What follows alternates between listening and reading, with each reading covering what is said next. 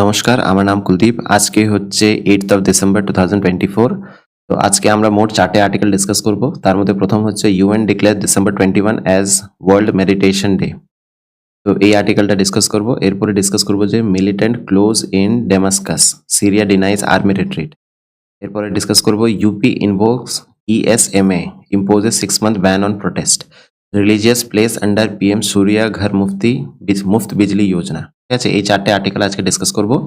যারা বর্তমানে প্রস্তুতি নিচ্ছে ইউপিএসসি, ডাব্লিউবিসিএস, ঠিক আছে, ডাব্লিউবিপিএসসি মিসলেনিয়াস ক্লার্কশিপ বা এপি ডাব্লিউবিপি, ঠিক আছে, যে কোনো পরীক্ষার জন্য প্রস্তুতি নিচ্ছে না কেন তাদের জন্য এই ভিডিওটা ইম্পর্টেন্ট।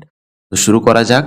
তো এইখানে কি বলা হচ্ছে, UN declares December 21 as world meditation day. ঠিক আছে, ডিসেম্বর 21 কে এবার থেকে, ঠিক আছে, এবার থেকে ওয়ার্ল্ড মেডিটেশন ডে বলে পালন করা হবে। এবং ইন্ডিয়া এইখানে যে ডিসিশনটা নেওয়া হয়েছে ইউএন দ্বারা, ঠিক আছে, ইন্ডিয়া তার একটা কোর মেম্বার, ঠিক আছে, কোর মেম্বার বলতে ঘনিষ্ঠ মেম্বার। তো ডিসেম্বর 21 কে এবার থেকে ওয়ার্ল্ড মেডিটেশন ডে বলে পালন করা হবে। এখানে একটা জিনিস আমি বলতে চাই, যে অ্যাসপিরেন্টরা মানে যে ছাত্রছাত্রীরা ডেজ গুলো মুখস্থ করে, ডেজ সেই জানুয়ারি 1 থেকে পুরো একদম ডিসেম্বর 31 অব্দি ডেজ গুলো মুখস্থ করছে, তাদের জন্য বলতে চাই যে এই যে ডেজ গুলো আছে না, এখান থেকেই প্রশ্ন আসবে। ঠিক আছে, অতটা মুখস্থ করার দরকার নেই। যে টপিক গুলো নিউজে থাকে সেখান থেকেই প্রশ্ন তুলে ধরা হয়। ঠিক আছে, তো পারলে তোমরা এটা নোট করে নিতে পারো, এটা পরীক্ষাতে আসবে।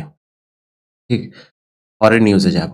পরের নিউজটা বলা হচ্ছে militant close in on Damascus, Syria denies army retreat. তো ডেমাস্কাস কোন জায়গাটাকে বলে? সিরিয়ার যে ক্যাপিটাল রয়েছে তাকে বলি আমরা ডেমাস্কাস।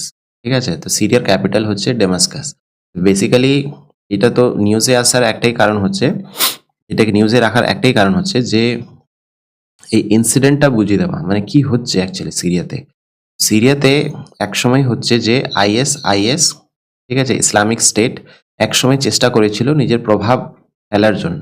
ঠিক আছে, তখন কি করা হয়, তখন ইউনাইটেড স্টেট, ঠিক আছে, ইউনাইটেড স্টেট অফ আমেরিকা, ওরা কি বলে, ওরা বলে যে যে আমরা ওইখানে গিয়ে এই জিনিসটাকে মানে রক্ষা করবো, মানে সিরিয়াকে আইএস থেকে রক্ষা করব।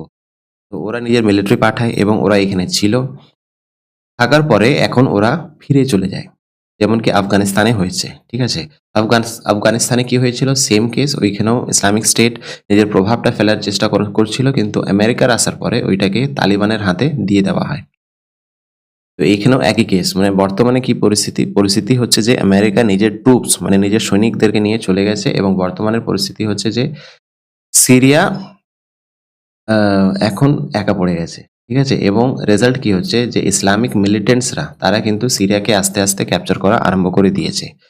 ঠিক আছে, তো এখানে সিরিয়ার ক্যাপিটাল হচ্ছে ডেমাস্কাস, এবং এর কাছাকাছি যে মিলিটেন্টরা ওর কাছাকাছি পৌঁছে গেছে, এবং ভবিষ্যতে আমরা দেখতে পারবো হয়তো সিরিয়া ডিভাইড হয়ে গেছে। ঠিক আছে, ছোট ছোট টুকরোতে ডিভাইড হয়ে গেছে, এই জিনিসটা আমরা দেখতে পারবো। এই ইনসিডেন্টটা শুধু বোঝানোর জন্য এই নিউজটাকে রাখা। ঠিক আছে, পরের নিউজে যাব যে UP invokes ESMA imposes 6 month ban on protest. ঠিক আছে, প্রথম কথা বলে দিই যে প্রোটেস্ট করা হচ্ছে একটা ফান্ডামেন্টাল রাইট, যেটা কি আর্টিকেল 19(1), ঠিক আছে, এবং 2-তে থাকে। ঠিক আছে, মানে তোমার যে পিসফুল তুমি প্রোটেস্ট তুমি করতে পারো, কিন্তু কিছু লিমিটেশন তার মধ্যে থাকে। ঠিক আছে, এটার একটা লিমিটেশন হচ্ছে এইটা।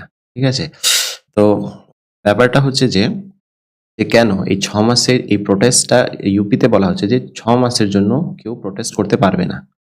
এটা নির্দেশ জারি করা হয়েছে ইউপি গভর্নমেন্ট দ্বারা। কেন? কেন কি ওইখানে হচ্ছে মহাকুম্ভ আরম্ভ হতে চলেছে, এবং দর্শনার্থী মানে অনেক জায়গা থেকে আসবে। এর জন্য যে এসেনশিয়াল সার্ভিস গুলো আছে সেটা যেন বন্ধ না হয়ে যায়। তাহলে ইএসএম এর যে ফুল ফর্মটা রয়েছে এসেনশিয়াল সার্ভিস মেইনটেনেন্স অ্যাক্ট, মানে যে পরিষেবাটা ইউপি গভর্নমেন্ট দিতে চায় জনগণকে, এবং যারা বাইরে থেকে আসছে, অন্য স্টেট থেকে আসছে, এর জন্য এইখানে 6 মাসে প্রোটেস্টটা বন্ধ। ঠিক আছে, তো এবার অনেকজন এমন লোক থাকে যারা কি ভাই বলে যে তোমরা যা করো করো, আমরা তো করে নিজের মতন করে করব। ঠিক আছে, এবং ওরা প্রোটেস্টে যদি নেমে যায় তাহলে তাদের কি হবে? ঠিক আছে, তো তাদের হচ্ছে যে এখানে আইনি দ্বারা, ঠিক আছে? প্রথম কথা তো হচ্ছে ইমপ্রিজনমেন্ট হবে তাদের, জেলে ভরা হবে। ঠিক আছে? জেলে ভরার পরে ওদেরকে ১,০০০ টাকা ফাইন করা হবে। এমনিও হতে পারে যে দুটোই ওকে করা যেতে পারে বা কড়া থেকে কড়া। ঠিক আছে? মারতে হবে আলাদা। ওদেরকে ট্রিটমেন্ট দেওয়া যেতে পারে। ঠিক আছে? তো এটা হলো নিউজটা। তো এই জিনিসটা মনে রাখতে হবে এক্সাম পয়েন্ট অফ ভিউ থেকে যে ইএসএমএ, ঠিক আছে? ইএসএমএ লাগু করে দিলে যে প্রোটেস্ট যে রাইটটা রয়েছে সেটা কিন্তু বন্ধ হয়ে যায় এবং প্রোটেস্ট করাটা হচ্ছে একটা ফান্ডামেন্টাল রাইট যেটা কি আর্টিকেল 19 এর মধ্যে আছে, যেটা কি 1 সাবসেকশন 1 এও আছে এবং সাবসেকশন 2 তেও আছে। ঠিক আছে? এটা হলো নিউজ। পরের আর্টিকেলে যাব। বলছে কি the unique architecture gives মস্ক in Kashmir valley a place in the sun. Place in the sun অর্থাৎ মানে হচ্ছে স্কিমের ব্যাপারে বলা হচ্ছে। স্কিম বলতে কোন স্কিম? স্কিমের হচ্ছে পিএম সূর্য ঘর মুফত বিজলি যোজনা। ইন দ্য সান মানে এখানে সোলার প্যানেল বা সোলার লাইটের কথা এখানে বলা হচ্ছে।